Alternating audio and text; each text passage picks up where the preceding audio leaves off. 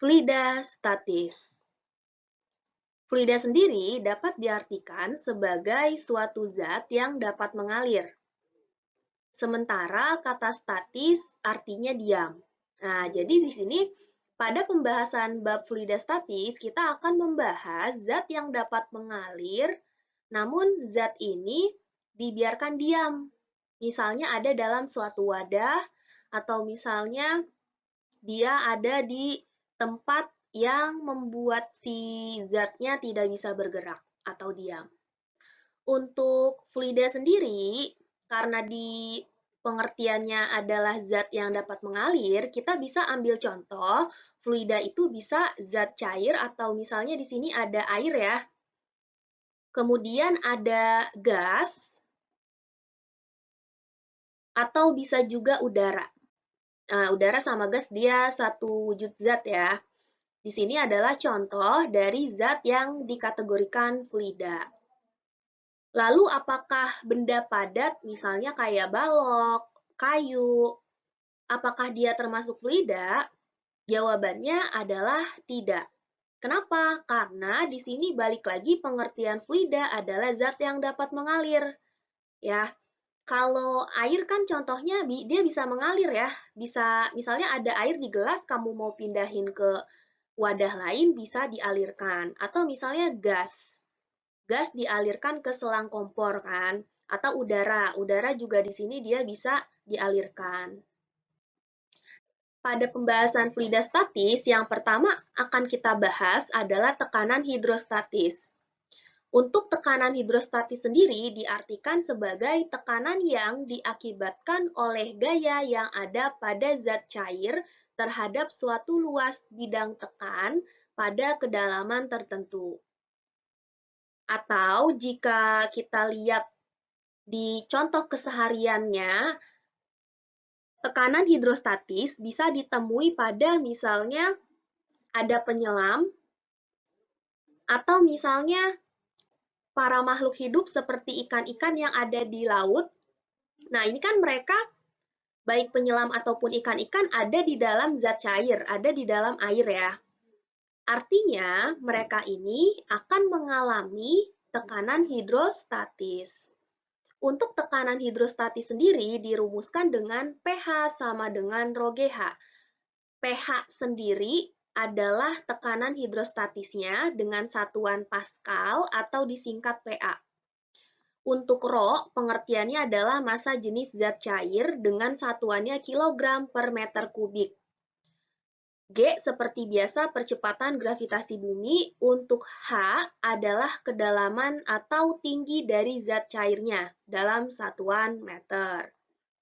Langsung ke contoh soal, misalnya ada sebuah gelas kaca yang diisi air setinggi 10 cm.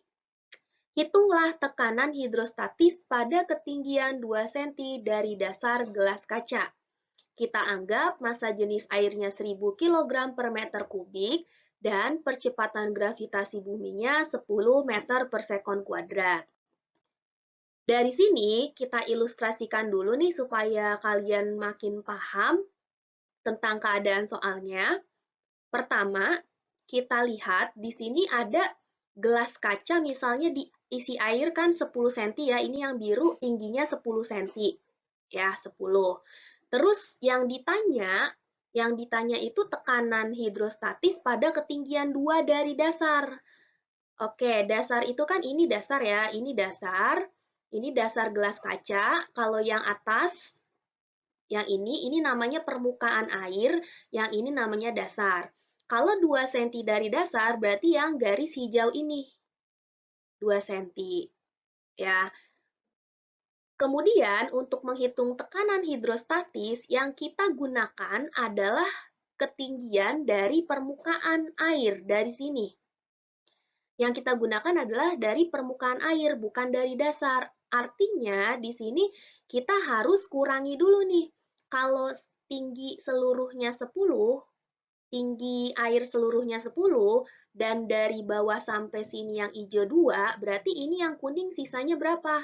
Tinggal dikurang 10 dikurangi 2, dapat 8. Nah, jadi ketinggian yang mau kita cari sebenarnya adalah 8 cm dari permukaan air, ya.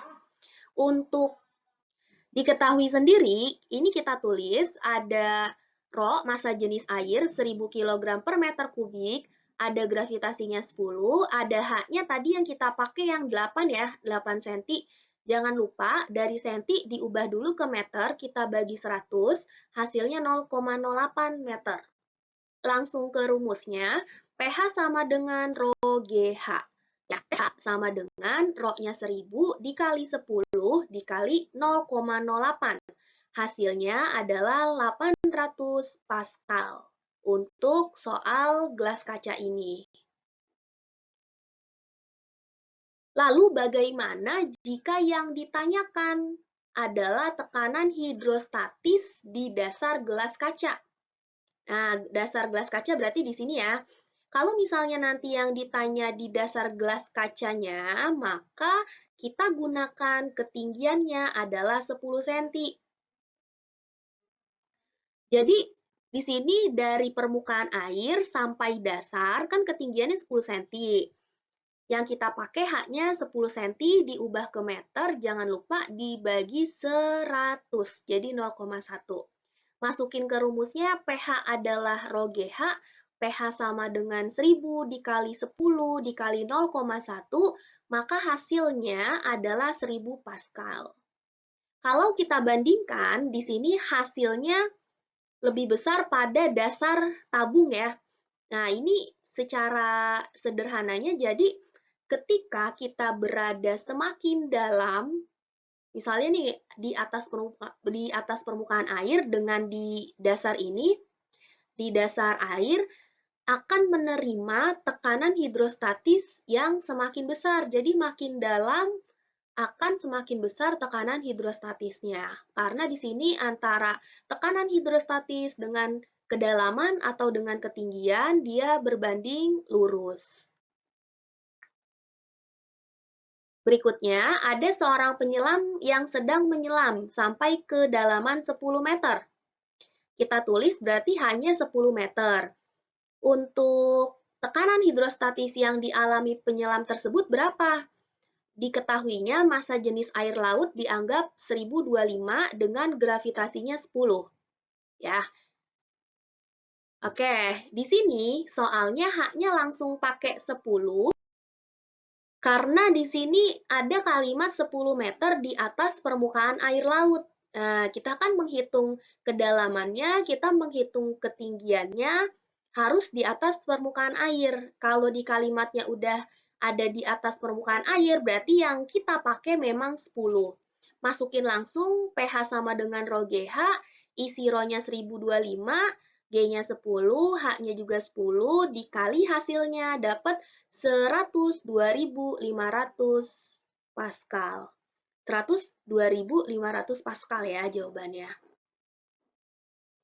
Terima kasih sudah menyaksikan video materi ini dengan baik dan sampai selesai. Wassalamualaikum warahmatullahi wabarakatuh.